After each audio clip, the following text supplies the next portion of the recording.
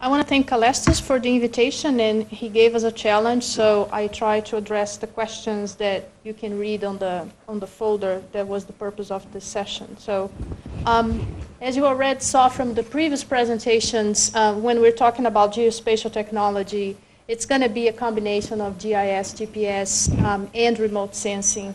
So the nature of the work is multidisciplinary, but it's also multi-scale. So we have different levels at which the activities are happening and the impacts are being felt as well. So at the global level, we saw several examples of projects, both from Ron and Ken. At the regional level, we have some initiatives. We have an initiative in Southern Africa, for example, trying to come up with geospatial strategies that could be adopted to other regions. Countries have their own strategies on how to combine and use information. And that at the community level, we have basically two activities that I'll go back into more detail, which is crowdsourcing and participatory GIS, which Ken mentioned a little bit already. And it's important to note as well that the US does consider the geospatial industry as one of the fast-growing industries of the future. So this is kind of a sample of different applications that we can have. If we think about developing economies, which is the task in here, there are several fields in which the techniques could be applied. Each one could be the topic of a different presentation, and what I'm going to try to do is to talk a little bit more in detail of the ones in blue, bringing some examples of work that is being done across the university, but work that I've been doing in my research as well. So if we start from urban development, which is key for the developing economies, and if we think about how fast urban development is happening, especially in Africa, for example, this is just a view of the different, let's say, different types of research that could be done and the benefits that you would bring to the particular community. So there are many things in here in terms of urban development. It doesn't really cover everything, but you can see that it involves infrastructure, it involves land titles, access to land. So there are many, many different aspects that are being covered in here. And then I want to give one example. I want to give one example for Dar es Salaam in Tanzania. So again, if we think about the way that cities are growing in some African countries, they're growing much faster than urban development or urban planning is being put in place. And one of the key issues are the unplanned areas or so-called slums. So there's been a huge effort in trying to, one, update cadastral maps much faster by using imagery. And two, to come up with better ways to detect those unplanned areas so some service can be provided to those communities. So in Dar es Salaam, we have about 70% of the population living in unplanned settlements. And then in 2004, between 2004 and 2007, the Ministry of Lands and Human Settlements, and I was working with them on the mapping thing, because I was doing a malaria control program, but we needed the maps. What they decided to do is to go on the field and map all those unplanned settlements for different reasons. So they used a combination of remote sensing and GIS and field work, and they were able to map and get information of almost 226,000 informal plots. So all those plots were mapped. People could have a real sense of what was the size of the land that they were occupying. And they started paying small taxes on the land, and progressively the government is putting into place infrastructure that they didn't have. So this was a major initiative and sort of empowered those communities to have a sense of right of the place where they live and the expectation that they're going to receive the services upon payment that they were not making before. So that was one. If we think about disasters, again, that's a sort of a sample of the different activities that can be done and how it can impact disasters. And here what you can see is that we cover pretty much every single stage of disaster risk management. So it's not just responding to a disaster that happened, but it's preparing for it. It's trying to come up with mitigation strategies. Again, here we're using a combination of imagery, but as you probably can see, there are two words that come up here, which I mentioned before, which is using crowdsourcing and participatory GIS. Some of this work is being done by the Harvard Humanitarian Initiative, so right here. What they do is to try to look at areas where you have conflicts and use satellite data to be able to come up with a much faster response in terms of bringing health care to those populations that basically have access to nothing. So there is an entire group in the Humanitarian Initiative just working with remote sensing and GIS to be able to promote better response in conflict areas.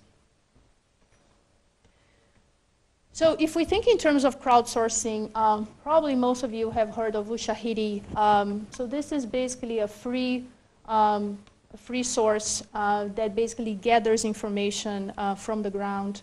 The first initiative they had was when there was the problem, the conflict in Kenya a few years ago.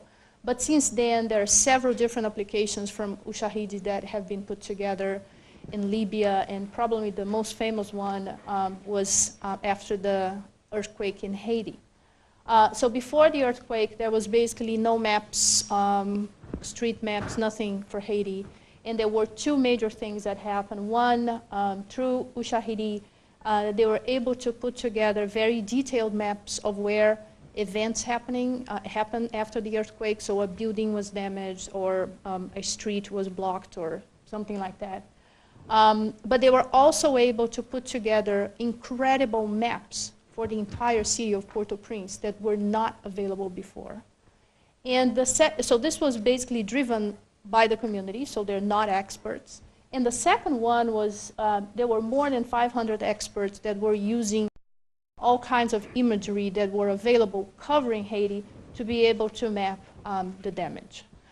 So this was a major thing that happened, and Haiti moved from not having a lot of information spatially to actually having a very rich set of data that anybody could then try to start working to look at the damage after the earthquake. And this was all available for free. Now, in terms of participatory GIS, and this was briefly mentioned before, it's also driven by community, but the important thing in here is you're bringing the knowledge that the community has that's probably not stored anywhere else. And I'll give you an example in a minute, also from Dar es Salaam. You have specific administrative units that every single sector of the government uses. But when you ask for a map of those units, the boundaries, they don't have it. They have descriptions like you walk along the street and then you turn around on the coconut tree or something like that. But those things really don't work on the field. And the community knows exactly where the boundaries are. And then what you can do with those, with participatory mapping, is to get that information. And in doing this, a very important thing actually happens is that you empower the community, because you give back to the community whatever work you did, and then the community can have a better sense of what is their area. Is there anything wrong in that area that they could go back to the city council and ask for something in return? So I'll mention an example in a minute, which is connected to the third topic that I wanted to talk about, which is health, which is the core of my research. So in 2004, I started with a team of collaborators a project in Dar es Salaam to introduce an intervention to control urban malaria. And the entire project took advantage of geospatial skills. So we had GIS, we were using remote sensing, we were doing a lot of spatial analysis, and we were involving the community in every single activity, from training to doing the work.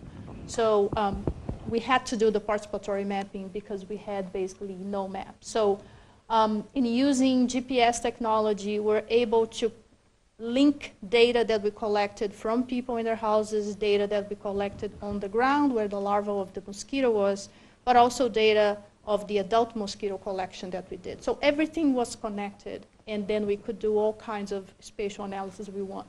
So I won't focus on that, but I'll focus on the participatory GIS. So when we started the project, all we had were sketch maps that you see on the drawing, frame it as A.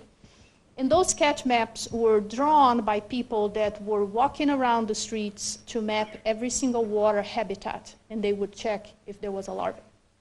Now, people have different skills, so if you would get the area right next to this one and you would try to match the sketch, they wouldn't match at all.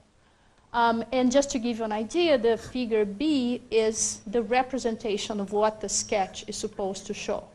I'll leave it up to you to judge if it actually looks like the real image. And this is one of the really best sketches we have. So some of them do not resemble at all the area that you're supposed to be looking at.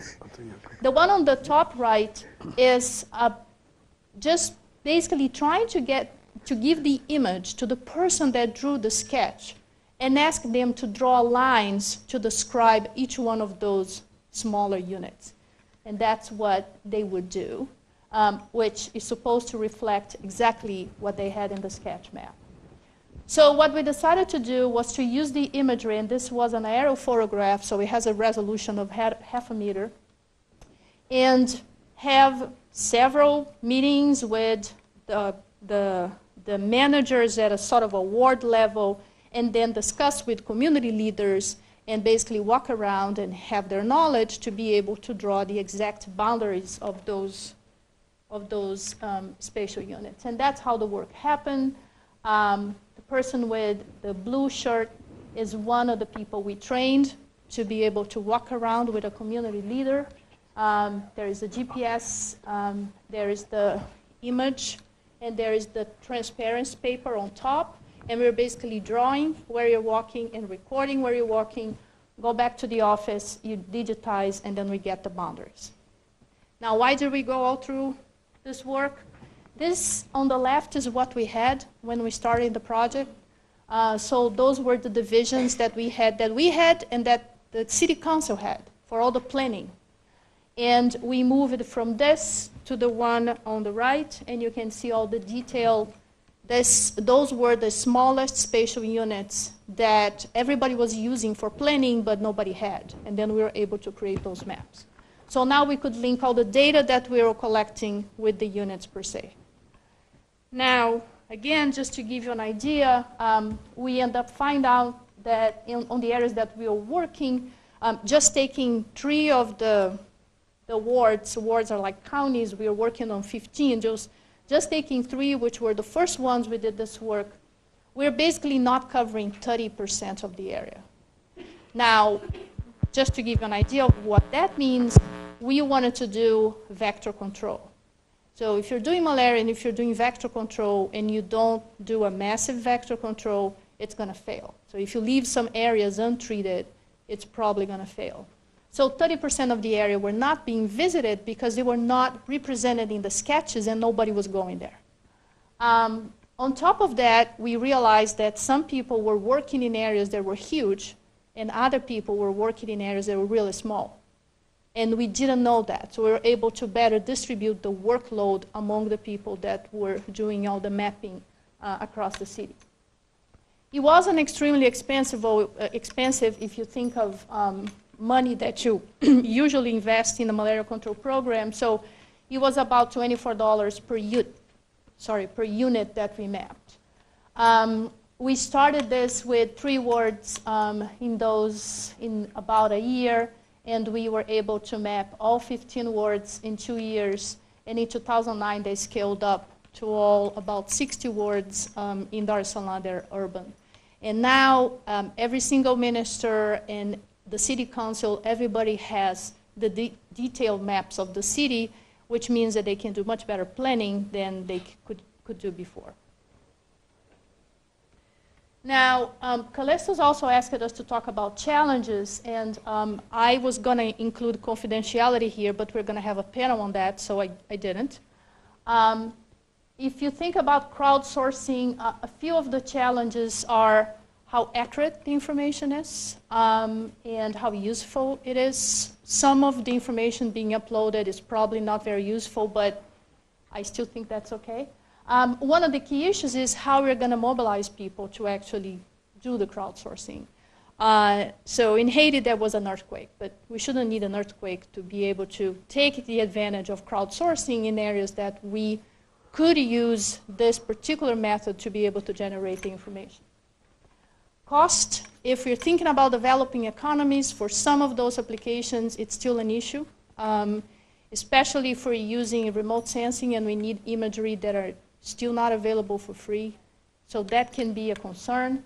And I really want to focus on the third one because I only work on developing economies. So building capacity is a major concern. That's not a problem here in the US. You have tons of people with training to use the geospatial technologies. But just to give you an idea, for this project in Dar es Salaam, we had to train more than 400 people to do different kinds of work. But to do the participatory mapping, we trained everybody. And after the first 3 awards, they could do it by themselves. But we had to train everybody from zero. So building capacity is a major concern. And it's not just going there, which happens a lot. You get a project 5 years, you go there, you do something, you leave, but you didn't build anything, and then nobody's going to be able to take over the project and be able to do the activities. It's building from the ground, so you create the structure, and then those people reach college level. There is a demand in the government and other sectors to be able to absorb those people with those skills, and then it builds the momentum and people are going to use. It's very common to have 2-3 days workshops. People get some training, they never use, they forget, so the knowledge doesn't stay there. So I think building capacity is still a major issue for those skills to be effectively used among emerging economies. So I'll stop here, and I thank you for your attention. Good, thank you. Thank you.